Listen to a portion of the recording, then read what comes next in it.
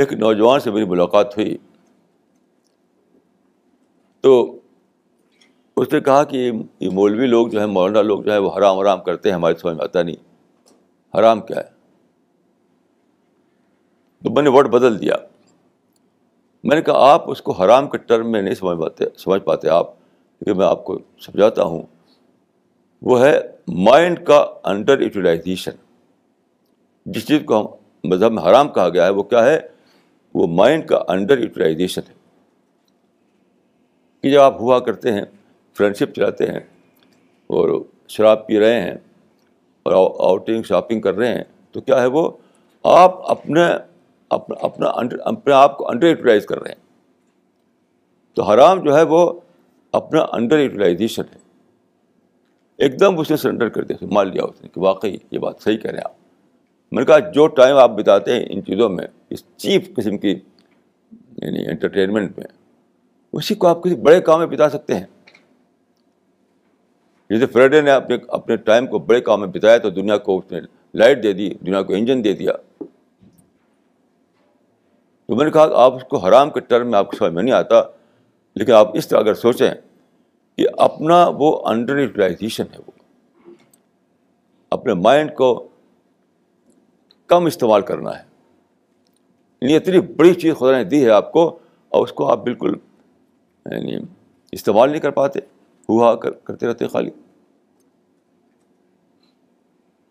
تو آج کے انسان کا جو مائنڈ ہے اس کو ایڈریس کرے، اس طرح سے ہمیں اسلام کو پیش کرنا ہے. اگر وہ حرام حلال کو نہیں سمجھتا ہے تو ہم اس طرح سے کہہ سکتے ہیں اس کو کہ یہ تمہارے اپنے قیمتی وجود جو تمہارا ہے، جو تمہارا قیمتی مائنڈ جو ہے، اس کا یہ انڈر یوٹیلائزیشن ہے، کم تر استعمال ہے اس کا. تو مجھے یقین ہے کہ وہ اس کو سمجھ پائے گا، کیونکہ ہر زمانے کی ٹرمنالوجی الگ ہوتی ہے. ایک صحابی نے کہا ہے کہ کلم الناس علی قدر عقولہم. لوگ جس طرح سوچتے ہیں اس طرح سے بات کہو تاکہ ان کا مائنڈ ایڈریس ہو. لوگ سوچتے ہیں انڈر یوٹیلائزیشن کا جو ٹرم ہے وہ ان کی سمجھنے کا ٹرم ہے. اس طرح سوچتے ہیں وہ کہ میں اپنے وقت کو کمتر استعمال نہ کروں، اپنے پیسے کا کمتر استعمال نہ کروں. یہ ان کا مانا ہوا شبد ہے. تو اگر اس میں ڈھال کر آپ بات کو کہیں گے تو فوراً سمجھ میں آ جائے گا ان کی. لیکن حرام حلال کی سمجھ میں نہیں آتا. حالانکہ یہ واقعہ ہے. حرام کیا ہے؟ حرام یہ ہے کہ اپنے وجود کا کمتر استعمال، انڈر یوٹیلائزیشن. تو آدمی فوراً ٹھڑک جاتا ہے، سمجھتا ہے کہ واقعی میں تو بہت غلط کام کر رہا ہوں. میرے پاس یعنی اتنی بڑی چیز ہے، اس سے اتنے بڑے کام میں کر سکتا ہوں اور میں چھوٹے کام میں پھنسا رکھا ہے میں نے اپنے آپ کو. میں خود اپنے بارے میں کہوں کہ میرے گھر میں شاعری ہوتی تھی تو میں بھی کچھ شاعری واری کرنے لگا تھا بچپن میں، چھوٹے پر. تو جب اتنی سمجھ نہیں تھی، جلدی میں نے ڈسکور کیا کہ خدا نے جو مجھے صلاحیت دی ہے اس کا کمتر استعمال ہے. میں اپنی صلاحیت کو انڈر یوٹیلائز کر رہا ہوں. ایسے ہی میں بچپن میں کچھ لوگ مجھے سنیما وغیرہ لے جاتے تھے، چلا جاتا ان کے جانے سے.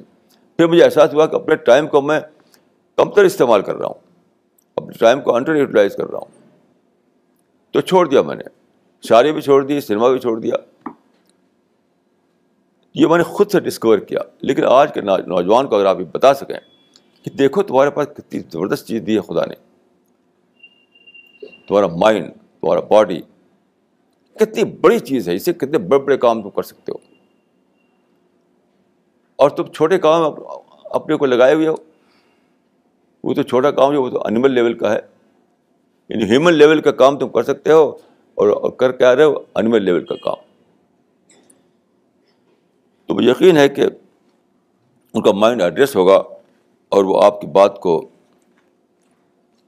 ماننے پر مجبور ہوں گے.